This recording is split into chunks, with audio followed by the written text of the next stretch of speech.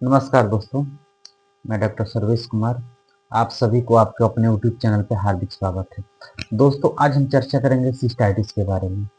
इस सिस्टाइटिस क्या है और सिस्टाइटिस किस वजह से होता है, कैसे हम जानेंगे कि सिस्टाइटिस हुआ है और आखिर क्यों सिस्टाइटिस हो जा रहा है, और इसको आपको होम्योपैथी कैसे हेल्प कर सकती है।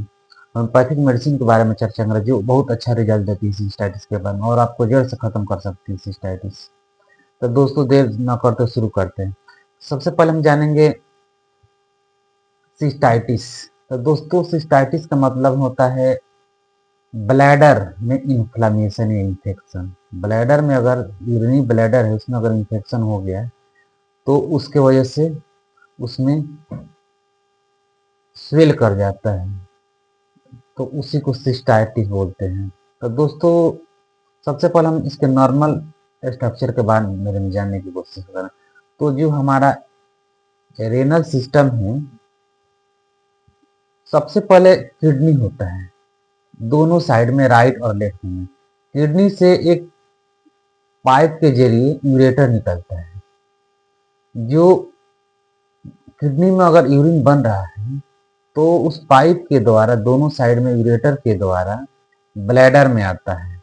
अब ब्लैडर जो होता है वहां से यूरेथ्रा के द्वारा बाहर निकल जाता है।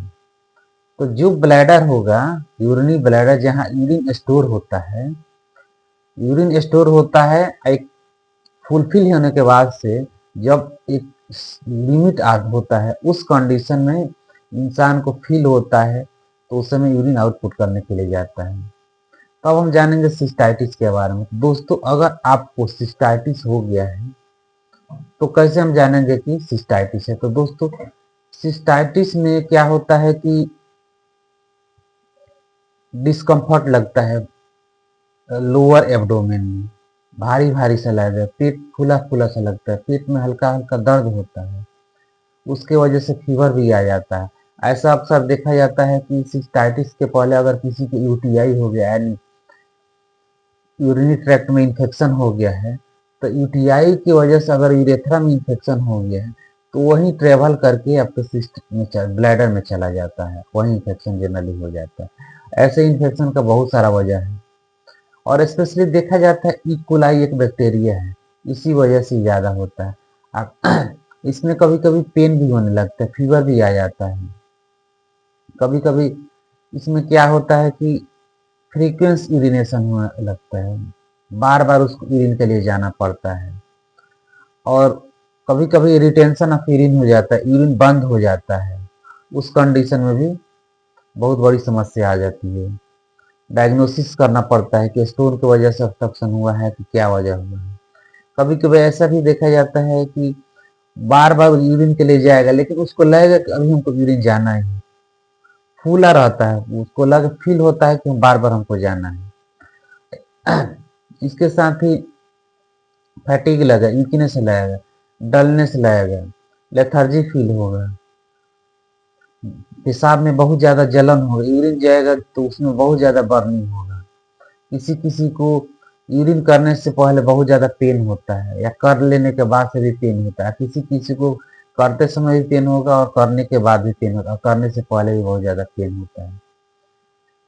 कभी कभी ऐसा भी देखा जाता है कि यूरिन से कुछ व्हाइटिश डिस्चार्ज निकलने लगता है, जैसे सेडिमेंट की तरह निकलने लगता है। आ, जो यूरेथ्रा होता है वहां पे पॉफी स्वेलिंग हो जाता है, पीविस एरिया में बहुत ज़्यादा स्वेलिंग हो जाता है। यूटीआई ब्लैडर में इन्फेक्शन होता है तो उस इन्फेक्शन के द्वारा यूरिन आउटपुट होता है, उस कंडीशन में यूरेथ्रा में भी इन्फेक्शन हो जाता है तो वहाँ पे स्वेलिंग हो जाता है, बर्निंग होने लगता है। अब हम जानेंगे कि किस वजह से होता है। जनरली ये देखा जाता है बी कोलाई इन्फेक्शन की, ई कोलाई इन्फेक्शन की वजह से होता है। एक तरह का बैक्टीरिया होता है ये। वहाँ पे जो पब्लिक टॉयलेट है वहाँ अगर आप यूज कर ले रहे हैं, उसको यूज कर रहे हैं तो जनरली देखने उस इंसान को देख, या आप कॉमन बाथरूम यूज कर ले रहे हैं उसमें अक्सर देखा जाता है, जहाँ हाइजीन मेंटेन नहीं हो रहा है। अक्सर देखा जाता है फीमेल को सिस्टाइटिस ज़्यादा देखने को मिलती है, क्योंकि फीमेल का सिस्टाइटिस होने की वजह है कि उसको यूटीआई मोर चांसेस रहता है, क्योंकि उसका यूरेथ्रा जो होता है शॉर्ट रहता है मेल की कंपेरिजन में। उस वजह से उसको सिस्टाइटिस हो जाता है, क्योंकि यूटीआई जब होगा, क्योंकि उसके आसपास में इनस एरिया रहता है, उस वजह से इन्फेक्शन हो सकता है। बहुत सारा वजह है फीमेल को इन्फेक्शन होने का। अगर आपको या किसी को अगर हुआ है तो हो सकता है उसको एसटीडी यानी सेक्सुअल ट्रांसमिटेड डिजीज, उसके वजह से भी सिस्टाइटिस हो सकता है। अब हम जानेंगे कि अगर आपको सिस्टाइटिस हो गया है तो क्या करना चाहिए। तो दोस्तों, अगर आपको सिस्टाइटिस हो गया है तो सबसे पहले अपने आप को हाइजीन मेंटेन कर, साफ सफाई पर ध्यान दें, पब्लिक प्लेस पे टॉयलेट से बचें, खाने में आपको न्यूट्रिटिव फूड लें।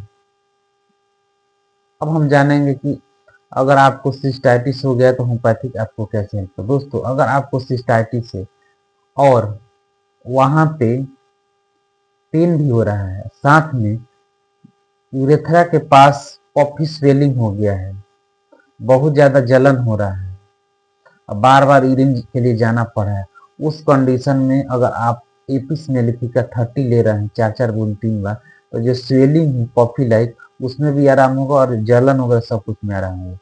सेकेंड हमारी मेडिसिन है कैंथरिस। कैंथरिस बहुत अच्छी मेडिसिन। अगर बर्निंग बहुत ज्यादा हो रहा है और यूरिन जब भी जा रहे हैं तो बार बार आपको जाना, एक बार जा रहे हैं फिर लग रहा है कि नहीं फिर हमको जाना पड़ा, मतलब कॉन्स्टेंसी बना हुआ है, बार बार जाना पड़ा, उस कंडीशन में अगर आप कैंथरिस 30 की 4-4 बूंद 3 बार ले रहे हैं तो बहुत अच्छा रिजल्ट मिलेगा।